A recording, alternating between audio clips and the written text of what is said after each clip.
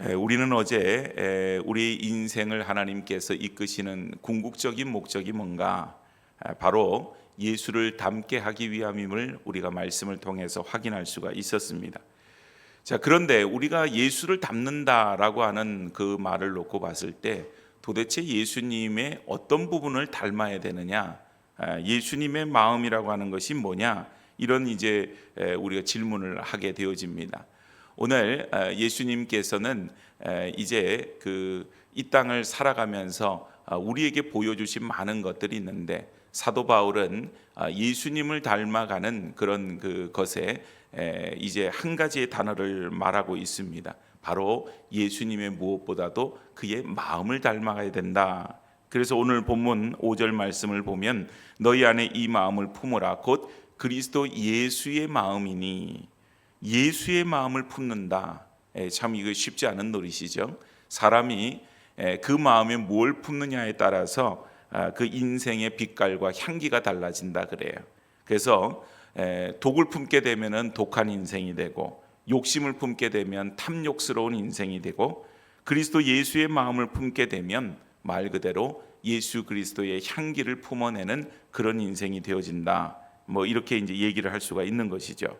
그래서 오늘 우리는 올해를 이렇게 열면서 이제 우리의 모든 삶의 환경들이 변화되기를 우리는 간절히 소망을 합니다만은, 무엇보다도 우리 안에 무엇이 담겨져 있느냐, 우리의 마음 속에, 우리 마음의 그릇에 어떤 것이 담겨 있느냐, 이것이 사실은 대단히 중요한 것이기 때문에 우리의 마음에 무엇을 담을 것인가를 오늘 말씀을 통하여서 확인하고, 우리의 마음에 오직 예수 그리스도를 닮아가는 예수 그리스도의 마음을 담아서 우리가 올해도 정말 하나님께서 기뻐하시는 삶을 살아가는 주의 모든 성도들이 다 되어질 수 있기를 축복합니다. 먼저 예수 그리스도의 마음은 첫 번째는 내려가는 마음이라 이렇게 볼 수가 있죠. 오늘 보면 6절과 7절 말씀을 보면 그는 근본 하나님의 본체시나 하나님과 동등됨을 취할 것으로 여기지 아니하시고 오히려 자기를 비워 종의 형체를 가지사 사람들과 같이 되셨고, 이렇게 설명을 하고 있습니다. 예수님은 하나님과 본체이시다. 그러니까 하나님과 원래 하나님이셨다. 이렇게 이야기를 할 수가 있는 거예요. 그래서 그 예수님께서는 모든 영광과 존귀를 받으시기에 합당하신 분이신데 그 자리에 있지 아니하시고 자기를 비우셨다. 이렇게 설명을 하고 있습니다. 여러분, 여기서 말하는 이제 비우다라고 하는 이 단어에 우리가 조금 이 새벽에 생각해 볼 필요가 있어요. 우리가 때로는 뭘 비운다. 또 이제 세상 가운데서도 보면은 뭐 불교든 무슨 명상을 하는 종교든 이런 데에서 자꾸 그 비우라고 얘기를 많이 합니다. 근데 이 비운다라고 하는 말은 그저 케노시스라고 하는 헬라어 단어를 쓰는데 조금 양보하는 것이 아니라 모든 것을 다 쏟아부어서 바닥이 드러나는 상태를 비운다, 이렇게 얘기를 하는 것입니다. 그러니까 내 안에, 내 마음 가운데 뭘 비워야 됩니다. 뭐 이런 얘기를 세상에서도 많이 해요. 그래서 우리가 가지고 있는 욕심을 비우십시오. 우리가 가지고 있는 세상적인 여러 가지 것들을 자꾸 내려놓으십시오. 이런 얘기를 많이 해요. 그런데 비우기만 하면은 다 이렇게 될 것 같지만 사람의 마음은 비워진 자리에 뭔가가 다른 것으로 채워진다는 거예요. 그래서 이런 쪽의 욕심을 비웠더니 다른 쪽의 욕심이 채워지게 돼요. 그래서 우리의 마음은 원래부터 비워질 수 있는 것이 아니기 때문에 이것을 뭔가를 비우고 또 뭘 채워야 되는데, 우리 안에 예수님께서 말씀하시는 것은 바로 우리 안에 있어서 그런 욕심과 우리가 집착하는 것과 이런 것들을 먼저 비워내고 그 가운데 예수 그리스도의 마음으로 채울 것을 말해주고 있는 것이에요. 사람들은 그렇잖아요. 조금만 손해를 봐도 굉장히 미칠 듯이 억울해합니다. 또 때로는 우리의 자존심이 상하게 되면은 그것 때문에 분해서 어쩔 줄을 몰라 하고, 또 어딘가 가서 내가 무시당했다고 생각하면 그것 때문에 억울해하고 힘들어합니다. 다 이런 것들이 보면 내가 높아지려고 하는 마음이 여전히 내 마음 가운데 놓여져 있기 때문에 그런 현상이 생긴다, 이렇게 볼 수가 있어요. 오늘 예수님께서는 하나님과 한 몸이라 그랬습니다. 모든 존귀와 영광을 받으시기에 합당하신 분이셨지만 가장 낮고 천한 자리에 오셨다는 거예요. 그래서 예수님의 태어나시는 모습만 봐도 예수님의 어떤 이 땅에 오신 그런 모습을 우리가 생각해 볼 수 있어요. 예수님은 예루살렘이라고 하는 그 당시에 가장 중심이 되었던 도시에서 태어난 것이 아닙니다. 베들레헴이라고 하는 촌동네에서 태어났습니다. 그런 가운데서도 가장 낮은 곳, 사람이 거기에서 감히 이렇게 출산을 하려고 생각하지 못할 만한 장소였던 마국간에서 태어나셨고, 또한 말이 먹이를 먹는 그 말 구유에 누이셨다고 하는 사실입니다. 그래서 예수님의 탄생이 그러하셨듯이 예수님의 생애도 지극히 낮은 곳에서 겸손한 모습으로 살아가셨다는 거예요. 한 번도 높은 자리에 그렇게 갈 것을 예수님은 추구하지 않으셨어요.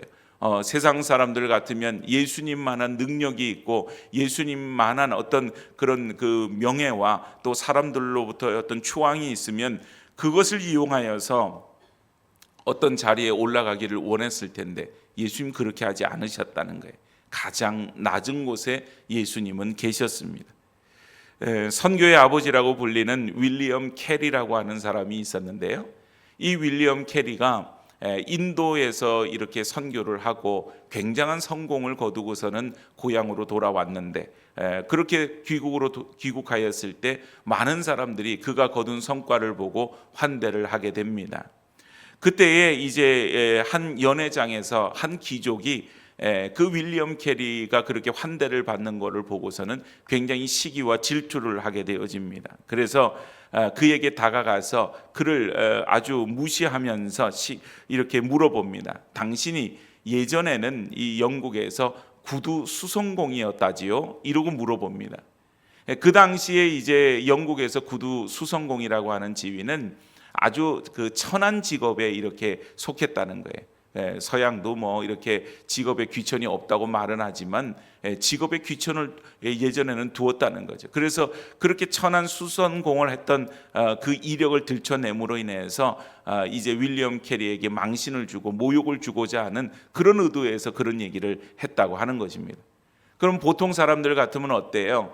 자기의 그렇게 어떻게 보면 부끄럽다고 말할 수 있는 그런 그 과거의 이력을 들춰내게 되면 그것으로 굉장히 불쾌해하고 또 그것으로 그 사람을 다시는 상대하지 않으려고 하는 그런 어떤 마음을 가지기 마련인데, 이 윌리엄 캐리는 그때 이런 얘기를 그 사람에게 합니다. 아닙니다.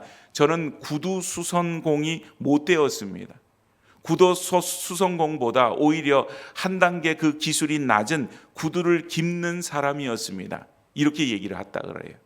그러니까 여러분, 오히려 이 망신을 주려고 했던 사람에게 더 자신이 그와 같은 존재도 못 되는 낮은 자리에 위치했던 사람임을 드러내었어요. 가장 낮은 자리에 있는 사람은 하나님의 은혜로 그 마음을 채우고 있기 때문에 그의 어떤 과거의 이력이라든지 누군가 와서 그런 부분들을 이렇게 긁고 상처를 내도 그것이 그 사람한테 상처가 되지를 않습니다. 그런데 여러분 가만히 보세요. 상처를 받는 경우를 보면은 그것이 내게 완전히 해결되지 않았을 때 상처를 받아요. 근데 그 상처가 해결되게 되면 와서 거기다가 소금을 뿌려도 아프지 않아요. 그래서 더 이상 상처는 상처로 남아있지 않습니다. 그래서 오늘 이 윌리엄 캐리처럼 어떤 비아냥거림 가운데에서도 비굴하지 않고 당당하게 자기 자신을 낮출 수 있는 마음, 그것이 바로 예수님의 마음이었다고 하는 겁니다. 여러분, 예수님께서 이제 그 공생애를 사실 때에 얼마나 많은 그런 공격을 당하고 모욕을 당하고 핍박을 당했어요. 바울도 마찬가지고 모든 예수님의 제자들이 다 마찬가지였어요. 그런데 예수님께서 그런 어떤 모욕을 당하시고 이런 핍박을 당할 때에도 그 핍박으로 인하여서는 화를 내신 적이 없습니다. 왜냐하면 예수님께서 이 땅 가운데 그런 모든 일들을 당하셔야 될 것을 이미 알고 계셨기 때문이고, 그 일이 하나님의 뜻을 이루는 길이셨음을 예수님께서는 알고 계셨기 때문입니다. 그래서 예수님은 기꺼이 이제 내려가는 길을 선택을 하셨어요. 오늘 우리가 살아가면서 뭔가를 주장한다고 하는 것 자체가 우리에게 있어서는 과연 내가 그럴 자격이 있고 공로가 있나 스스로 그렇게 생각을 하게 됩니다. 그만큼 우리 안에는 예수님을 닮고자 하는, 따라가고자 하는 그런 마음이 거기에는 있다고 하는 것입니다.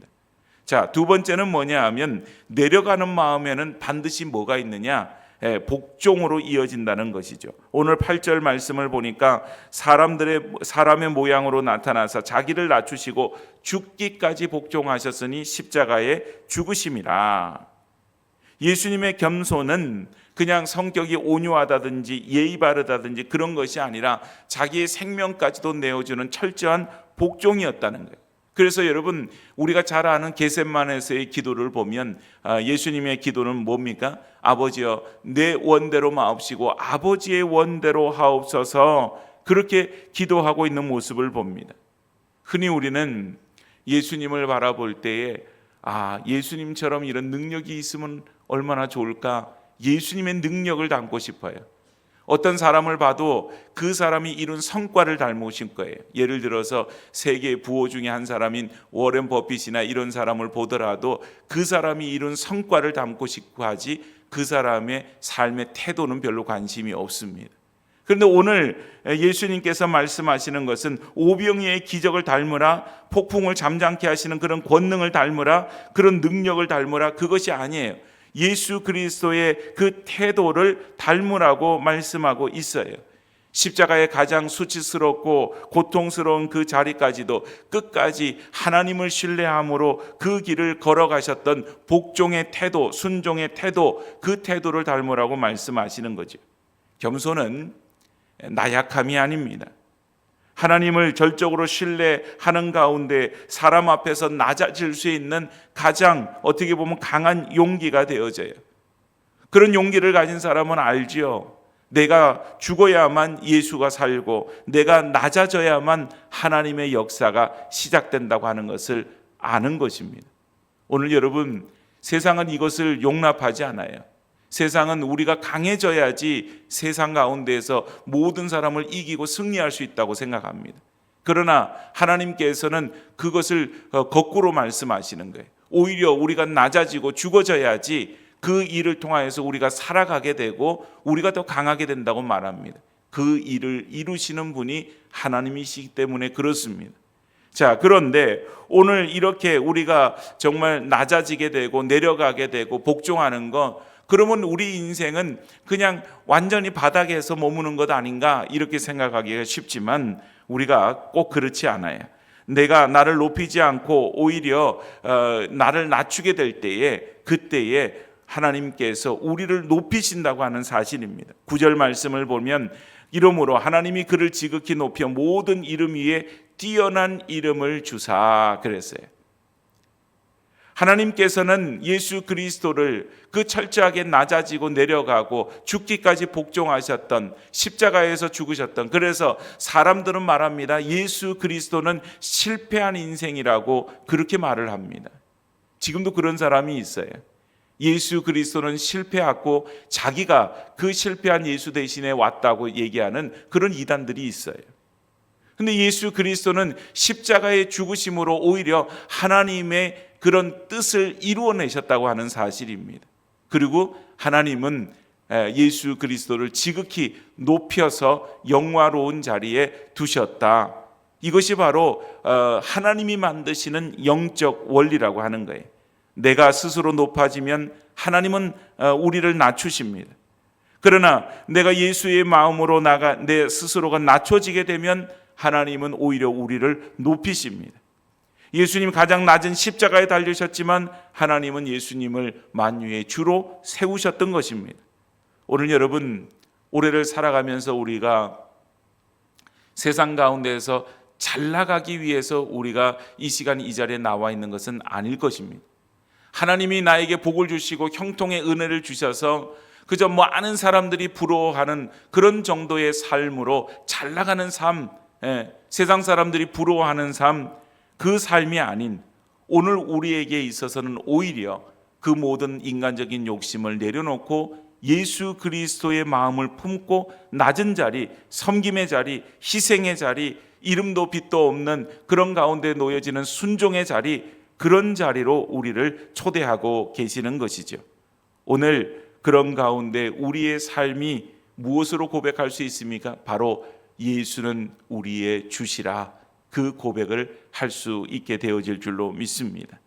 이 사회는 그런 사람을 보다는 그저 이 세상 가운데에서 힘있고 능력 있는 사람을 원해요.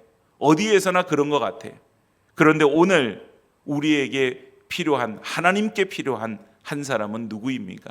바로 예수님의 마음을 가진 그 한 사람이라고 하는 사실입니다.